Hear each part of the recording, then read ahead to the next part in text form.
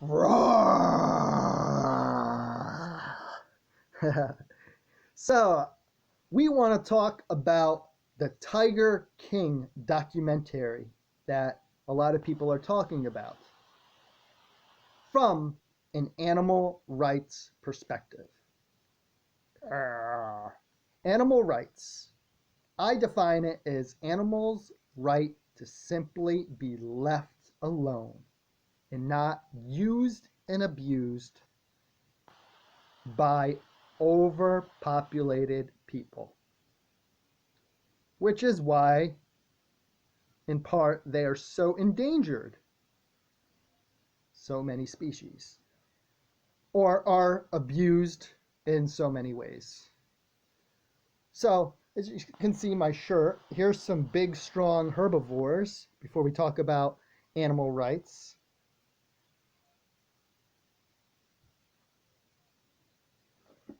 If you wouldn't attack and eat an animal raw, including a dog, you shouldn't be eating animals. Dogs are put down in shelters daily due to the pet population. We actually breed them. Um, but like people, they're overpopulated because there's not enough homes, too. So if you wouldn't go and get free dog meat after you're euthanized, go for it, or roadkill. You shouldn't be eating any other animals. Or udder sucking. Not your mom, not your milk. That's the freakiest. As well as eggs, one of the cruelest. Look up a factory farm video. So from an animal rights perspective, I believe that animals have the simple right to simply be left alone and not get used and abused by overpopulated people.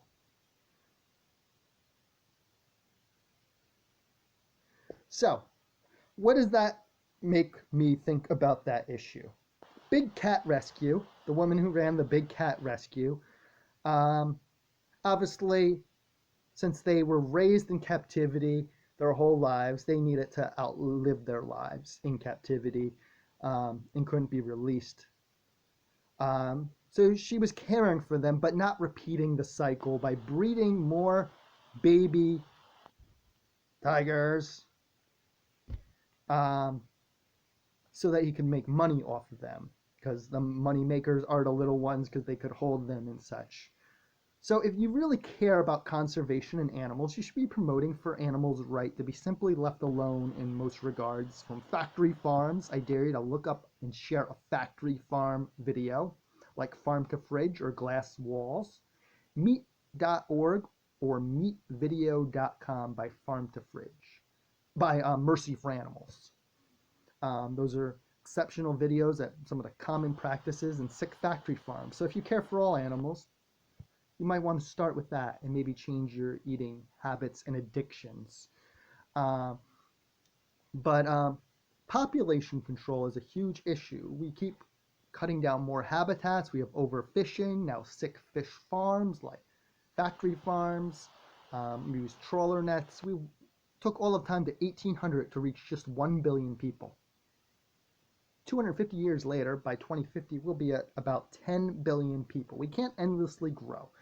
We need to make birth control free and stop with all the breeder bonuses at childless expense. Yes, we are fined probably over $300,000 over our lifetimes from paying school taxes, child tax credits, daycare write-offs, paid paternity leave, as well as like family health care plans, the same for a couple, like me and my wife, as much as a family of 6. Um, so we got to consider our population growth so we don't cut down more habitats and invade more lands. And obviously behavior has something to do with it. Trophy hunting is a sadistic activity that we, under Trump, has made legal to import again, like elephant heads. Obviously some countries are worse, like Asian countries, with all these crazy ideas about medicinal, which is unproven, for erections and other creepy stuff. Um, but the bottom line is we need to simply work towards leaving animals alone, not force breeding them in factory farms, which is the ultimate captivity, living in tiny cages, like for egg production, the size of a file drawer, taking away all their freedom and enslaving them in many ways, raping, forced breeding, and such, other animals.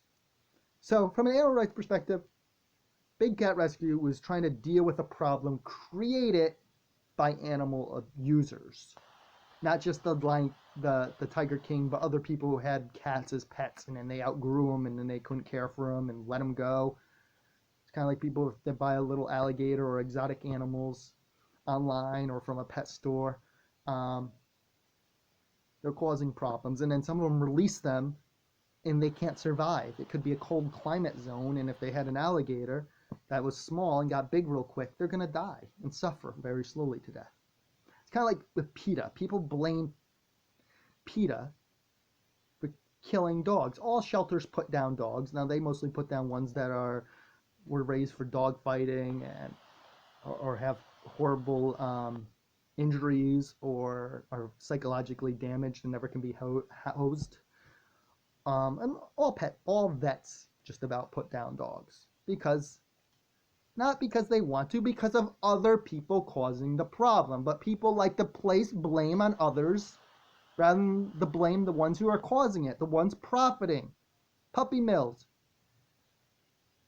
And it's disgusting how we blame those who are trying to deal with a problem rather than the ones who are doing it and profiting off of it. But that's not what society we are. We're pathetic and we come up with excuses, and we like to support our own biases rather than the truth. I don't agree with them necessarily in everything, but I understand where they're coming from, and I'm not going to blame them. I'm going to blame those who are causing the problem and profiting rather than those who are trying to deal with it. If you don't like how they deal with it, open up your own no-kill shelter, like the woman from Big Cat Rescue did, except we're not talking about dogs and cats. Like I said, I challenge you, if you want to be an animal eater, go attack a dog and eat them raw.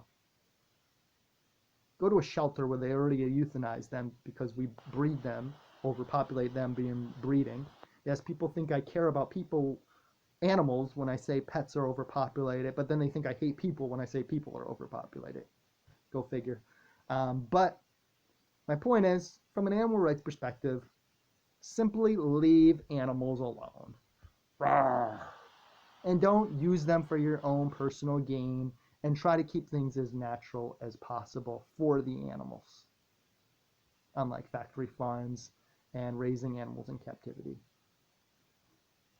Pets are a little different. Most enjoy our company, it seems, and I think they're treated well. They're not raised for profits. Once profits are involved, things get ugly.